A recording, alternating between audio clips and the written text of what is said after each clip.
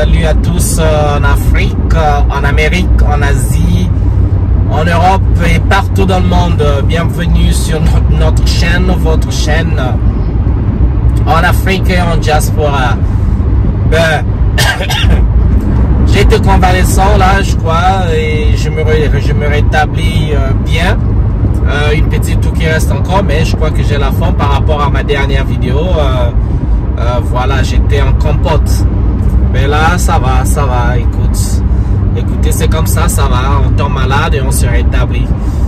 Et comme vous savez, pour les habitués de cette chaîne, on parle de la politique, du social, de la culture, un peu de tout. Et aujourd'hui, on va juste parler très brièvement de en fait, quel est l'objectif des Occidentaux. Quand je dis les Occidentaux, je parle des leaders de l'OTAN et de leur maître, les États-Unis d'Amérique. On ne parle pas, surtout quand on dit la France, Allemagne et autres, en fait on ne parle pas des citoyens, on ne parle pas de la population, parce que la population est dans la galère comme tout le monde, quoi. Mais c'est de l'élite. L'élite qui fait sa politique en Afrique, l'élite qui fait sa politique pour les peuples d'Afrique ou encore les Noirs dans le monde, et ça tourne souvent autour de leur hégémonie. Et pour ceux qui sont intéressés à la politique et pour ceux qui ne sont pas naïfs, on avait tous compris que en fait il n'y a jamais eu d'indépendance en Afrique. Les années 60, on avait déclaré des indépendances de façade. Et si on prend l'Afrique à dominance francophone, et donc Charles de Gaulle, le général français, président français d'antan, c'était pas le Père Noël, c'était pas de l'indépendance qu'il fallait distribuer parce qu'on aimait les peuples d'Afrique. Il fallait que l'Afrique appartienne aux Africains, les pays d'Afrique et leurs ressources appartiennent aux Africains. Non, il fallait juste se départir de ce qui existait et changer de système. Parce que pendant la colonisation, les maîtres ne se cachaient pas. Les maîtres, c'est eux qui avaient le droit de vie ou de mort sur les peuples colonisés. Ils décidaient de tout, ils vous disaient comment vous appelez, où vous mangez, où vous allez boire, combien vous payez pour ceci ou pour cela, où vous allez à l'école. En fait, c'est eux qui décidaient de tout. Et comment vous priez aussi, c'est eux qui décidaient de tout. Et donc, avec les pressions des rébellions, parce que il y a eu bien la cause des indépendances, ok? La cause, il y a bien eu des Africains qui se sont levés, qui ont dit non, qui ont commencé à résister. Et vous savez, quand on résiste trop, pour ne pas tomber, pour ne pas perdre la chose, ce que font les Occidentaux, l'élite occidentale, c'est redéfinir les choses. Ça veut dire pour ne pas perdre la chose, mais trouver un autre moyen de rester dans la chose ou de garder la chose avec un certain pouvoir, mais surtout pour que ce qui leur profite ne leur échappe pas. C'est comme ça n'a jamais changé, ça a toujours été comme ça. On passe de la colonisation à la néocolonisation, on passe aujourd'hui des mouvements terroristes, on parle du profitisme, donc ça tourne toujours autour de leurs intérêts. Et d'ailleurs, ils ne se le cachent plus, hein. Il y a des discours des officiels occidentaux, ou encore, si on prend l'exemple de la France, combien de fois vous n'avez pas entendu parler le chaton de l'Élysée, le président français, dire la France défendra ses intérêts au Niger, au Burkina Faso, au Mali, un peu partout en Afrique. Et d'ailleurs, on l'a vu avec la Kanaki aujourd'hui en Nouvelle-Calédonie. Et donc, c'est la panique un peu partout. Et quand il s'agit de défendre leurs intérêts, ils n'hésiteront pas d'envoyer les militaires, les Kalash, les bombes et autres. Dès qu'on avait vu en Côte d'Ivoire avec le coup contre leur président Laurent Gbagbo, carrément capturé chez lui dans une nation indépendante et souveraine pour l'emmener en prison à l'arrière chez eux. Et vous comprenez donc que quand ils sont en mode panique pour leur hégémonie, pour leur domination, ils feront le tout pour le tout. Donc si nous ne résistons pas, si nous ne disons pas non, mais surtout, nous n'arrachons pas cette indépendance, nous n'arrachons pas ce pouvoir, ne vous inquiétez, on connaîtra un autre siècle, 2 siècles, et rien ne changera. Alors, je vais faire une petite note sur la guerre en Ukraine. Je n'ai pas parlé de ça depuis un moment, la guerre entre la Russie et l'Ukraine. On observe et tout parce que j'essaie de ne pas trop m'impliquer dans ça, et même ce qui se passe entre Israël et la Palestine. Mais en lecture simple, il ne faut pas oublier que ce sont des guerres de profit, ce sont des guerres d'intérêt, ce sont des guerres de ressources. Et surtout et peut-être primordialement, ce sont des guerres pour maintenir l'hégémonie des Occidentaux. Il n'y a rien en fait, il n'y a rien d'autre. Parce que dominer le monde, en fait, dominer la planète, c'est avoir les ressources, ipso facto, on a des ressources. Si vous dominez l'Afrique, vous avez les ressources africaines gratos. Si vous dominez l'Europe, donc l'anicroche aujourd'hui en Europe, c'est la Russie. Et donc pour affaiblir l'Europe, dominer l'Europe, avoir tous les pays de l'OTAN, tous les pays européens à la porte des États-Unis, dans ce monde, de revenir sur un monde unipolaire parce que ils sont allergiques au monde multipolaire.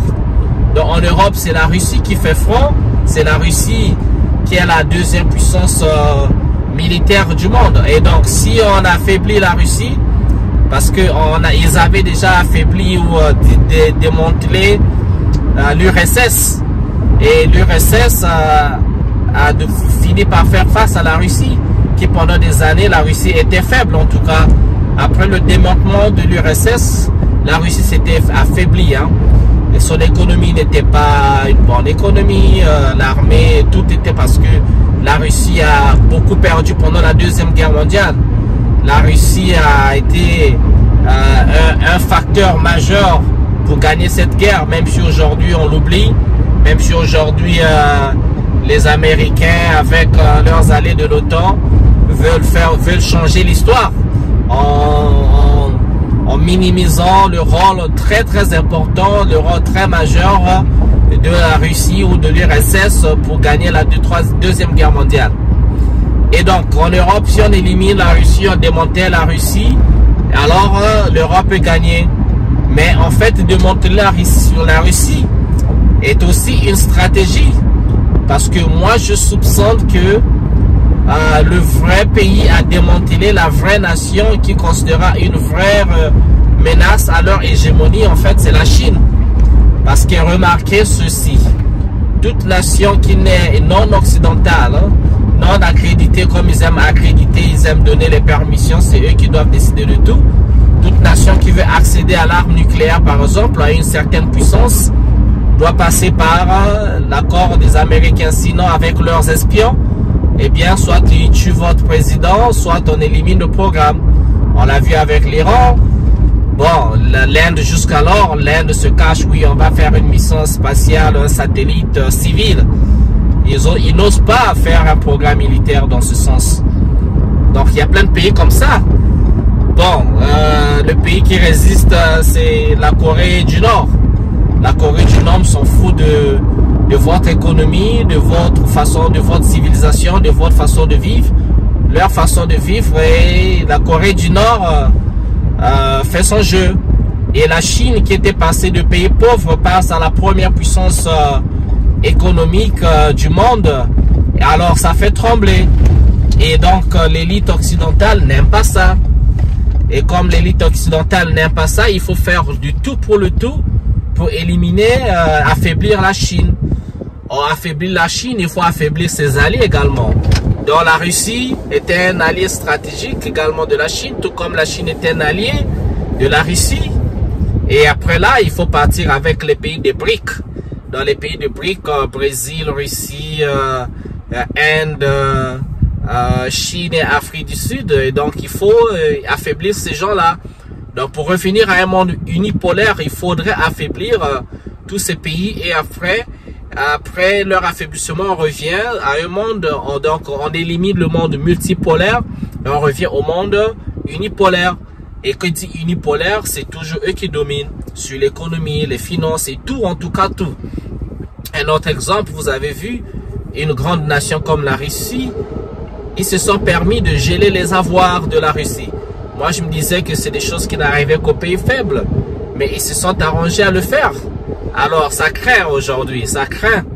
Et du coup, c'est en fait geler les avoirs, c'est juste le vol. Hein. Il faut voler l'argent des autres, l'argent qui était gardé chez vous dans vos banques pour permettre les échanges financiers, pour permettre la conversion de la monnaie. Et bien aujourd'hui, c'est tous ces devises ont été saisies. Donc ça a été le cas pour la Russie, le Venezuela, beaucoup de pays africains, l'argent de Mobutu Sese Seko dans le temps avec le Congo Kinshasa, tous ces gens-là qu'ils ont appelés dictateurs, qui eux ils ont apporté au pouvoir, mais dès qu'ils faisaient plus leur volonté, ils devenaient des dictateurs, ils devenaient des, comme on dit, les biens mal acquis. Donc c'est ça. Aujourd'hui, la guerre, en fait, ce n'est que ça. C'est peut-être ce qu'ils appellent le nouvel ordre mondial. Je sais pas, mais je soupçonne. Parce que la guerre, en fait, c'est pas l'Ukraine. La guerre se passe pas entre la Russie et l'Ukraine, les gars. Faut arrêter d'être naïf. Il ne faut pas croire que la guerre, c'est entre la Russie et l'Ukraine. Non. C'est la guerre entre la Russie et l'OTAN. Donc, les États-Unis et les pays de l'OTAN. La guerre est là, en fait. L'Ukraine, avec leur gars Zelensky, vraiment un vrai toutou, ce gars. Il a sacrifié son peuple, il a sacrifié son pays, il veut s'allier au diable. Mais il ne sait pas encore qu'il s'allie au diable. Il va le comprendre très très bientôt. Zelensky le comprendra très très bientôt qu'il s'est allié au diable. Il a signé un pacte avec le diable et donc il fait la guerre avec les armes du diable, il fait tout avec l'argent du diable. Il s'en apercevra très bientôt. Attendons voir. Et donc c'est là le jeu en fait. Le jeu se passe là. Il faut arrêter d'être naïf. Le jeu politique, la géopolitique, les enjeux et le changement de cette figure géopolitique ce jour-là. Ils seront toujours pour leur hégémonie, ils travailleront toujours pour dominer le monde, pour dire au monde tout. En fait, c'est eux quoi. Dans les finances, dans tout. Il y a des fois où vous êtes chez vous, dans votre village, quelque part, vous pensez que vous êtes libre, vous possédez tout ce qu'il faut, mais non. Ils vont venir, ils vont saisir vos forêts, ils vont saisir vos rivières, ils vont saisir vos montagnes, votre sol, votre sous-sol, votre ciel, vos nuages, tout. Et ils mettront un code barre sur tout. Et c'est eux qui fixeront le tout. Dans votre sol et même vos cultures, on le voit déjà avec les programmes de Monsanto, avec le gars des ordinateurs, là, Bill Clinton, qui n'est plus dans les ordinateurs, il est maintenant, il est dans les vaccins, il est maintenant dans l'agriculture, il est maintenant, donc on comprend plus. Il est ingénieur agronome, il est virologue, je sais pas comment dire, les gars qui font les vaccins. Donc voilà. Donc, il faut comprendre où on va. Ok les gars, c'était ma vidéo pour aujourd'hui. Redonnez-moi encore la force, que je me rétablisse à 100% pour faire beaucoup plus de vidéos. Donc, suivez mon regard et suivez l'odeur de l'argent, l'odeur de l'or, le coltan, l'uranium et tout. Suivez juste cette odeur. Si vous suivez cette odeur, vous verrez où vont les choses. Alors, je vous souhaite bien le bonheur chez vous. On se retrouve à une prochaine vidéo. Ciao, ciao.